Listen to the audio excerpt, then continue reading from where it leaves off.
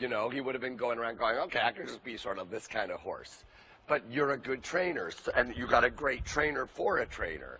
So you've created this horse that knows how to also be in this quality canter that you just put him in. The key is, in every day, if he thinks that the canter, when you ask for it, is like when you would go to school and have a multiple choice answer in a question, where you know this A is this, B is this, C is 2 or 3 of them, and D is none of the above, and you know what I'm saying? You got to keep on saying through your riding that only B, the good canter, is the one that is allowed. That's the only one that you have to think is the reality that you're going to ride in. And anything that he gives you as one of those other answers, you have to say, sorry, boy, half halt, that's not it. And not begin to ride things in one of those other choices that he makes just because he can and just because you can. You understand? Because by riding him in that other canter, you keep letting him think, well, I can do this and I can do this. I can be this horse, I can be that horse. That's why when we were talking in the beginning about if he gets funny in his bridle and nervous or whatever and gets that kind of thing, what things do you do to make him rather choose to be good, which is smart on your part and Shelley's. The other side of that is trying to avoid getting to those places by teaching him that he's always going to be 1/2 halt away from perfect.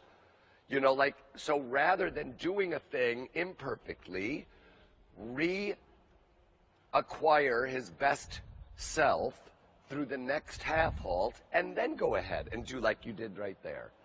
Whenever you know, and you know pretty well, I always say most people know the answers inside themselves already. They just sometimes would rather not ask the question to themselves because, you know, it's easier to not constantly be analyzing and saying, okay, you know, Kayla, was that really good enough, or was I being a little lazy in that moment about wanting it to be perfect, and was I like saying, okay, well, you know what, he feels good and he's okay, and maybe nobody will notice.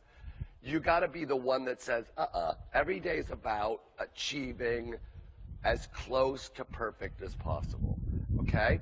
So when you go back now, like, what do you want to do next? More cantering, or? Okay, good. So when we go back to the canter, just think about this. You're always a 1/2 halt away from perfect. Like, you did beautiful 1/2 halts there, perfect. And then his canter was beautiful. And then you can do anything. So rather, say if you're going to go to the pirouettes, you're going to do your half passes. If he feels like he's in that other spot, you're 1/2 halt away from saying, this isn't the horse this isn't me and this isn't you that I prefer. I only see the vision in my mind of you cantering in the way the finest horses of the world canter. And you bring that vision into becoming the reality through that next 1/2 halt. And then proceed on and practice your stuff from 1/2 halt to 1/2 halt to 1/2 halt.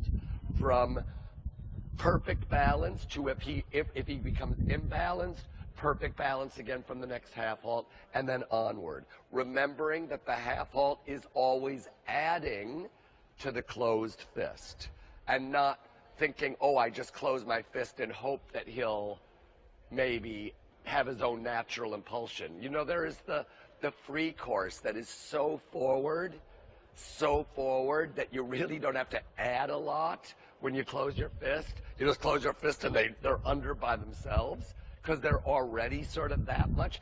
Freaks, it's like 1 in a million of horses like that, where the 1/2 halt is truly without almost any driving.